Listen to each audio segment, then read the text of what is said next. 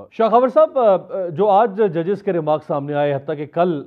جو chief justice کے remark سامنے آئے، اور بڑے واضح طور پہ ایک چیز کلیئر ہو گئی ہے کہ ایک ہی نقطے کے اوپر بحث مرکوز ہوگی، اور وہ نقطہ یہ ہے کہ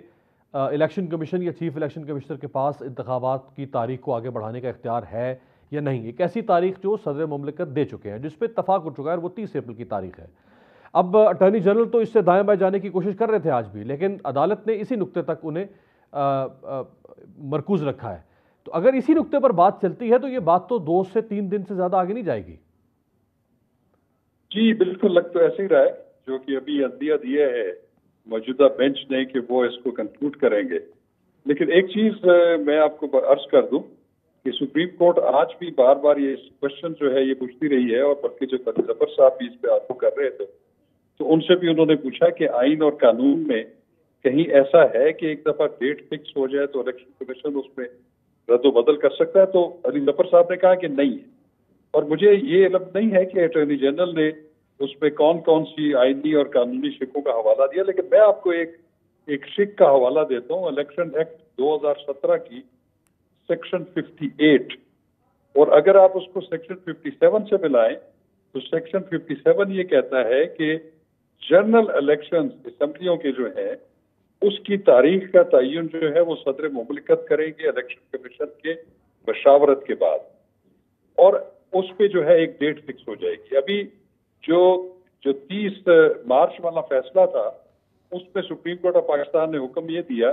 کہ صدر مملکت الیکشن کمیشن کے ساتھ مشاورت کے بعد پنجاب میں ایک ڈیٹ دے دے، وہ ڈیٹ دے دی گئی۔ اب سیکشن 58 جو ہے الیکشن ایکٹ 2017 کا، وہ یہ کہتا ہے کہ جو تاریخ مقرر کر دی گئی ہے سیکشن 57 کی روشنی میں،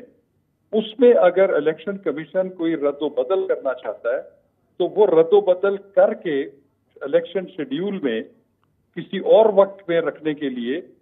وہ پھر صرف انفارم کرے گا صدر مملکت کو۔ یہ تو سیدھا ایک الیکشن کمیشن کے پاس پاور ہے section 58 of the election act کی۔ اب وہ کتنے عرصہ اس کو آگے کر سکتا ہے، کس وجہ سے کر سکتا ہے، اس پہ بحث ہو سکتی ہے، اس کے اوپر جو ہے وہ بات ہو سکتی ہے۔ لیکن جہاں تک الیکشن کمیشن کا تعلق ہے وہ تو میں سمجھتا ہوں کہ سیکشن 58 کے تحت وہ اختیار رکھتے ہیں، اور دوسری چیز یہ ہے کہ اس کو آپ آئسولیشن میں نہیں پڑھیں گے۔ لیکن اس میں شاہ صاحب اس اختیار کا استعمال تو پہلے ہو چکا، جو انتخابات 90 دن میں ہونا تھے وہ 90 دن سے تو پہلے ہی آگے جا چکے ہوئے۔ نہیں، دیکھیں جب 57 کے تحت جب اس ڈیسیجن کی روشنی میں جو 5 رکنی بینچ تھا 3-2 کا یا 4-3 کا جو بحث چل رہی ہے، اس میں انہوں نے ہدایت دی تھی کہ آپ نے ڈیٹ اناؤنس کر دی، تو وہ 30 اپریل ڈیٹ اناؤنس ہو گئی تھی۔ الیکشن کمیشن نے بھی اس پہ شیڈیول اناؤنس کر دیا تھا، کاغذات نامزدگی آنا شروع کر دیے تھے،